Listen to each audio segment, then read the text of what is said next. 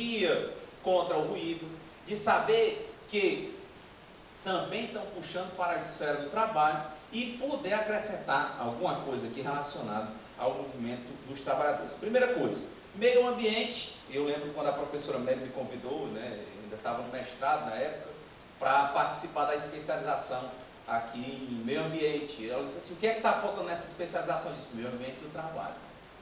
E aí nós criamos, colocamos, incluímos na grade. E eu acho, pegando aqui a pauta dos demais professores, principalmente eu acho que dos professores mais dedicados, nosso professor aqui de Minas Gerais, participando efetivamente com projetos normativos, e o centro na participação estatal, com as normas heterônomas, normas feitas pelo Estado. E agora eu vou trazer aqui uma feição para esse meio ambiente, já que tem um meio ambiente do trabalho, já que esse meio ambiente é direito fundamental, nas relações de trabalho seria direito fundamental de segunda dimensão quanto ao trabalho, e quanto às relações, né, que essa primeira de segunda dimensão seria ligada à igualdade, e quanto a essas relações para as gerações presentes e futuras, seria de terceira dimensão, também quando se fala do meio ambiente. Então, nesse primeiro ponto, eventualmente, isso é, para não dizer constantemente, nós vamos ver conflitos, ou aparentes conflitos, aparentes tensões, entre direitos fundamentais de mesma hierarquia. Porque você vai encontrar no artigo 1º da Constituição os valores sociais do trabalho e da livre iniciativa. Então, são dois conceitos em uma norma máxima, que é a Constituição, que comumente estão em atrito. E esses atritos nós vamos começar a observar por quê? Quando a empresa é obrigada a fornecer o equipamento de proteção individual, quando ela é obrigada a cumprir medidas de proteção coletiva aos trabalhadores, isso tudo, via de regra, implica em custo. E esses custos, além do tempo de preparação dos trabalhadores, porque tem que ter um momento em que eles vão ser capacitados, a formação, a eleição das comissões internas de prevenção de acidente, e aqui eu lembrando, também estou sendo honrado porque estou nessa instituição, e a minha professora de trabalho está aqui, né, a professora Débora, né, na época, né, e tive o professor Prazo de Direito Ambiental. E quando você pensa na comissão interna de prevenção de acidente, quer dizer, tem um custo. Outro, além do custo financeiro, tem o custo do tempo, que eles têm que se separar vez por outra para a capacitação e para a formação dos trabalhadores. E tem um problema sócio-jurídico, porque eles não gostam de uma coisa que está lá no artigo 10º do Ato das Disposições Constitucionais Transitórias, chamado estabilidade do cipeiro. Tá? Então, essa discussão, e eu achei muito interessante a proposta do professor com a questão do Estado, mas e com outro professor do Rio de Janeiro, também apresentando essa questão da inconstitucionalidade dessas leis estatais heterônomas. Mas no meio ambiente do trabalho existe a questão das normas autônomas. Nós temos os acordos e as convenções coletivas de trabalho. É uma forma de manifestar o pluralismo político. É uma forma de fazer a democracia se realizar de baixo para cima. E como, via de regra, praticamente todo mundo trabalha, seria o momento de repensarmos, por exemplo, a formação das comissões internas de prevenção de acidente. Por quê? Porque muitas vezes, como estava aqui, já tivemos aqui auditores fiscais do trabalho, elas são formadas com representantes dos trabalhadores e representantes dos empregadores. Isso é extremamente prejudicial. Por que é prejudicial? Porque grande parte dos cipeiros, por mais que tenha essa estabilidade que é só de um ano depois do fim do mandato, eles são fiscalizados pelos cipeiros dos empregadores. Então eles não podem ficar opinando muito porque gera uma perseguição dentro da própria CIPA.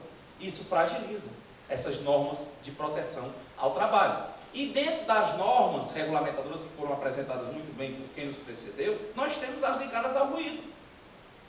E quando eu penso em ruído, e você vai lembrar também de questões ocupacionais, né? Você lembra da lei, o professor estava falando aqui sobre os benefícios, né?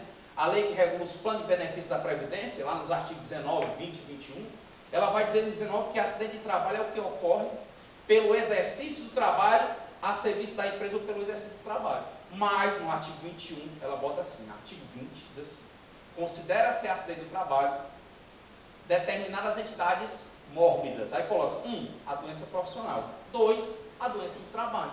E dentre essas nós vamos encontrar casos ligados à surdez, ao ruído, problemas de mau cumprimento ou descumprimento ou total desrespeito às relações de trabalho, às normas de saúde e segurança do trabalhador.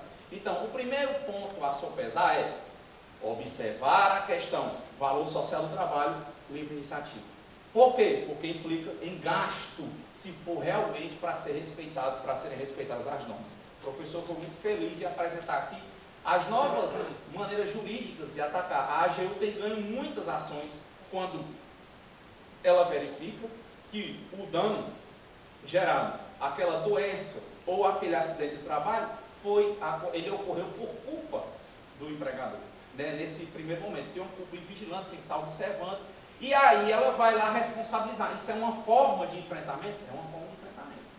Tá? E seguindo por esses caminhos aqui, nesses curtos 20 minutos, partindo para esse sopesamento, temos que priorizar o princípio irradiante da Constituição, que é a dignidade da pessoa humana.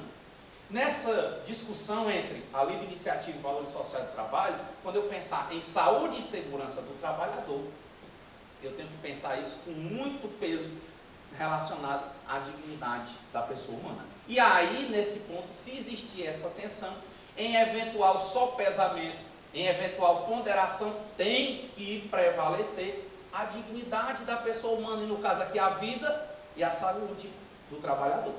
Então, é uma questão de primeira ordem, que, infelizmente, como eu disse, talvez pela formação da CIPA, talvez pela desinformação por parte dos trabalhadores, talvez por outras questões de grande relevo para as categorias de dificuldade de negociação, estão sendo deixadas em segundo plano. E quando são deixadas em segundo plano, a coisa vai caindo. Como todos trabalhamos e como os trabalhadores firmam, via de regra, ano a ano, eles negociam e fazem as suas convenções ou acordos coletivos de trabalho, eles podem inserir cláusulas relacionadas a ruído. E não só inserir essas cláusulas, isso é ano a ano, isso é virar uma moda, isso é virar uma prática, isso é pegar no Brasil todo. E isso ser também pauta de reivindicação em greve, se for o caso. É uma coisa que eu estou fazendo a democracia nascer e eu não estou pedindo para uma norma crescer lá da via estatal, para estar lá como norma e não ser efetivada, porque nós não temos profissionais para fiscalizar. Porque nós não temos pessoal, é verdade. Por exemplo, só auditores fiscais de trabalho, o doutor aqui pode me corrigir, mas são pouco mais de 3 mil. No Brasil, pouco mais de 3 mil no Brasil. Quando você pede uma fiscalização, tem que estar na pauta deles. Se não tiver na pauta, via de regra, não fiscaliza. São problemas. Enfrentamentos normais que a gente tem observado. Eles têm uma pauta, né, de vocês foram observar. Até pouco tempo, por exemplo, professores não estavam na pauta. Então, tem as prioridades. Como eu fui trabalhando no Ministério Público do Trabalho, né, muitas coisas, nós tínhamos muitas reuniões com a estruturação do Ministério do Trabalho e Emprego. Então, em um segundo momento, quando a gente pensar nessas convenções e pensarmos no nível de acidente, só para você imaginar, como a gente viu que eles estão equiparando, né, essas doenças ao acidente de trabalho, de 2006 a 2010, o número de acidentes cresceu no Brasil nada mais, nada menos do que 103%. Né? Categorias que nós temos muita dificuldade para negociar. Por exemplo, aqui o companheiro Ernesto, né, fizeram uma paralisação no terminal portuário do PECEM, acho que há 2 semanas. Qual era a pauta maior? Reivindicando o cumprimento de normas de saúde e segurança do trabalho. Quanto ao ruído, lotado no porto do PECEM de containers com frutas. Esses containers, eles têm uma refrigeração. Pode chegar lá no PECEM agora e vai observar quantos dos containers estão preocupados com essa saúde auditiva do trabalhador. Quantos deles estão com silenciadores? São coisas que nós estamos vendo na realidade. Se discutiu aqui, o professor, por exemplo, apresentou, teve a minha sugestão. Partimos de baixo para cima, não excluir, não olvidando as questões de normas heterônomas. Mas a gente tem como ir mexendo em cada posto de trabalho. O professor disse assim, rapaz, sabia que lá em determinado país da Europa não tem aquele barulho da fila, o pessoal não fica lá na fila, por quê? Porque tem uma taxa por ocupação do solo público. Lembrou disso? Pois é, mas aqui nós temos também os sindicatos do setor hoteleiro, do setor de bares e restaurantes. Poderia negociar, incluir na convenção, na pauta de convenção de negociação, determinadas situações de prevenção, de proteção coletiva, evitando o ruído. É o enfrentamento. Muito desse enfrentamento não tem sido realizado. Por quê? Primeiro, por desconhecimento. Segundo, porque primeiro você conhece, depois você se sensibiliza, escolhe e atua. Essa é uma pauta principal para que nós pensemos. Então, a fala nossa, tentando atender ao tempo, né, era pensar isso. Acidentes, trouxe aqui uns dados, né? Só de 2006 a 2010, foram 5 mil, aqui olha, de 2006 a 2010, houve um aumento de 103%, de acordo com a Previdência. Foram 5.965 acidentes do trabalho em 2006. Esses 5 mil passaram em 2010 para 12.135 acidentes. No Brasil, o Ceará vive quase como campeão. E eu achei interessante que estava com a liderança do pessoal da construção civil pesada, ele dizendo, né, houve um evento aqui no Castelão, falando sobre o trabalho, sobre a segurança e saúde do trabalhador, porque o Castelão ainda não teve nenhum acidente com morte. E o presidente do sindicato dizendo assim, rapaz, devia levar, fazer o evento desse, era onde tem acidente. Porque esse aqui, tudo bem, vamos louvar o exemplo, mas a maior parte dos postos de trabalho aqui no Ceará tem muito acidente e a coisa é gritante. Se a gente não está conseguindo evitar acidente com morte, e se nós não nos sensibilizarmos e nos unirmos, aliarmos a categoria de representação dos trabalhadores também, isso, imagina quando eu quiser tratar isso com essas doenças. Se não estão atendendo nem a questão da morte, como é que vão começar a prestar atenção no adoecimento, que eu tenho que ver um lapso temporal de tantos anos de exposição, né? Então, acho que o primeiro momento também é esse, vamos nos aproximar. Vamos ter mais entidades representativas em eventos como esse, uma pauta talvez para o próximo congresso. Vamos pedir, incentivar, instigar os trabalhadores a negociarem e colocarem pautas nas normas coletivas. Tem peso, né? Tem que ser cumprido, tá certo? E já partindo para o final, em ações que eu fui pensando, em ações aptas, primeiro, essa campanha de sensibilização hoje. Por exemplo, o Conselho Superior da Justiça do Trabalho, aliado ao Conselho Nacional de Justiça, eles estão com a proposta de inserir saúde e segurança do trabalhador na matéria das escolas, e tudo que for ensino é a forma de conscientizar.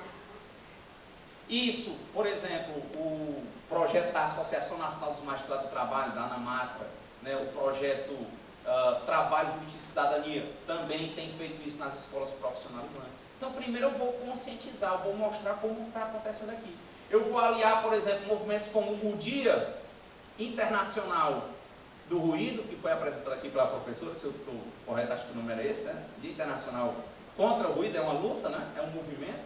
Aliar, por exemplo, a esses movimentos de trabalhadores e tentando fazer esse diálogo, uma formação para inserir nessas convenções, essas situações. Intensificar essas lutas da Advocacia Geral da União contra os empregadores que desrespeitam as normas de saúde e segurança do trabalhador, com penalizações reais, com decisões paradigma para o Brasil, né? Criação de organizações por local de trabalho, está lá no artigo 11 da Constituição, as empresas com mais de 200 trabalhadores têm que ter um representante eleito por eles, não necessariamente ligado ao sindicato. Hoje aqui no Ceará a gente começou essa campanha, eu digo, é todo um grupo, né? Nós participamos do grupo, né? Que é o Grupo de Estudos e Defesa do Direito do Trabalho do Processo Trabalhista, né? Agora também lá no doutorado em Direito da UFC. E a gente começou a capacitar e hoje está inserido, não tinha. O senhor que já milita há algum tempo com essa parte, já sabe. A organização por local de trabalho, uma luta do mundo, não queriam. Estamos começando a colocar nas convenções, está acontecendo. Eu tive uma assembleia com 5 mil trabalhadores, segunda-feira próxima, na segunda-feira retrasada, e lá, O TE-PECEM, né, que é a unidade termoelétrica do PECEM, tinha 10 mil trabalhadores no começo do ano, tinha 5 mil agora. Depois vocês colocarem nas páginas, bote lá que vocês vão ver o tamanho da assembleia que nós estávamos lá. E eles lá, como são várias empresas, cada bloco de empresa tem um representante dos trabalhadores. Ele fica discutindo qualificação, discutindo cumprimento de norma, discutindo promoção ou não de trabalhador, como uma representação no local de trabalho. É uma possibilidade. Outra possibilidade, além das ações da AGU, da modificação do sistema da CIPA para melhor proteção e funcionamento das normas de saúde e segurança, organização por local de trabalho respeitada. Olha, é tão interessante a força dos trabalhadores quando querem negociar, que a Constituição não estava sendo cumprida, pedia 200 a a empresa que tem acima de 200 trabalhadores tinha que ter um representante. Nós começamos essa pauta, fizemos um curso gratuito de capacitação para os sindicalistas, acho que até o Ernesto também participou, né? E lá começamos a mostrar essa pauta. Ela está entrando nas convenções. Se eu quiser, eu lhe mostro aqui no Ceará, hoje pioneiro, e hoje é uma campanha, inclusive, do Ministério Público do Trabalho em âmbito nacional. Está nas convenções. E não estão botando mais, né, com 200 na hora, não estava sendo cumprido de jeito nenhum. Agora que a gente começou a convencer a categoria dos trabalhadores e a representação, não está cumprindo melhor. Era com 200, eles estão negociando, enfrentando, botando a cada 100 um representante. Olha como é interessante. Nós nos reunimos com 4, 5, 6. Uma luta de conscientização, capacitação, qualificação e movimento. Acontecendo no dia a dia, não vou esperar o tramitar do devido processo legislativo. Eles vão negociar esse ano e vão pegar e vão colocar lá. É uma outra possibilidade. Indo para o finzinho, essa realidade de conscientização, permanecer e ampliar essas ações. Tive uma reunião com a secretária de Educação aqui do Estado, doutor Isolda Sela, com o Tribunal Regional do Trabalho, doutor Parente, que é o coordenador da Escola Nacional, na ENAMAT, né, Escola Nacional da Magistratura do Trabalho, com o pessoal do CEREST, que é o Centro Regional, né, de Saúde do Trabalhador, tem nos estados, tem em alguns municípios. E nós estávamos com a ação, ela disse assim, sabe quantas escolas profissionalizantes tem no estado do Ceará? Só profissionalizante. São 92. Nós queremos chegar em 2014 para 140. São 29 mil e poucos, quase 30 mil alunos hoje, que já estão ou entrando no mercado de trabalho, durante esse momento eles estão em aprendizagem ou estágio, ou vão já entrar no mercado de trabalho. Então, é outro tipo de ação viável, trabalhar a questão do ruído, trabalhar a questão da saúde na escola, começando, no mínimo, pela escola profissionalizante. E, como últimos momentos aqui dessa fala, não esquecer, não olvidar de que nós podemos. Né? Agora, o direito, achei interessante o professor estava explicando ali, dizendo, né, o direito é o seguinte, você tem um bom direito, o professor estava ali acompanhando ele explicando, né? E tem um mau direito, o direito você não consegue provas. O direito nesse ponto é dogmático, ele tem dificuldade. Isso em âmbito jurídico. Mas em âmbito social, faz-se enfrentamento. Eles conseguem coisas, muito à frente. Né? Por exemplo, quando a lei de greve criminalizava qualquer movimento, né? Na França, na Inglaterra, eles não deixaram de fazer paralisação. Fizeram até e criaram uma lei permitindo. Quando aqui se declarava ilegalidade do direito de greve dos servidores públicos, que aí também é um caminho, porque não tinha legislação, eles lutaram até que saíram 3 mandados de junção dessa do Supremo permitindo, e agora, provavelmente, daqui para o ano que vem sai a lei, para nas confusões que tem aí. É o fim, porque esse também caminho normativo que foi apresentado aqui, também pode ser manejado pelos servidores públicos. Eles não fazem convenção nem acordo, mas eles negociam como estão negociando agora. Por que eles podem negociar somente os valores, o aumento dos vencimentos? Por que eles não poderiam negociar para o projeto de lei, para a mensagem que sai da presidência ou do governo estadual ou municipal, alguma norma no meio da negociação ligada ao ruído, ligada à saúde e segurança do trabalhador? As que eu conheço não tem, mas não tem por que será? Porque esse nosso movimento aqui ainda não conseguiu se aproximar, ainda não conseguiu chegar lá, mas se nós conseguirmos, com certeza é efetivo, é rápido, é durável. E melhor, quando eles se juntam, eles têm força para enfrentar. No mais, Eu quero mesmo só agradecer, realmente são muitas ideias, o tempo urge, né? E dizer mais uma vez da minha satisfação. Muito obrigado, boa tarde.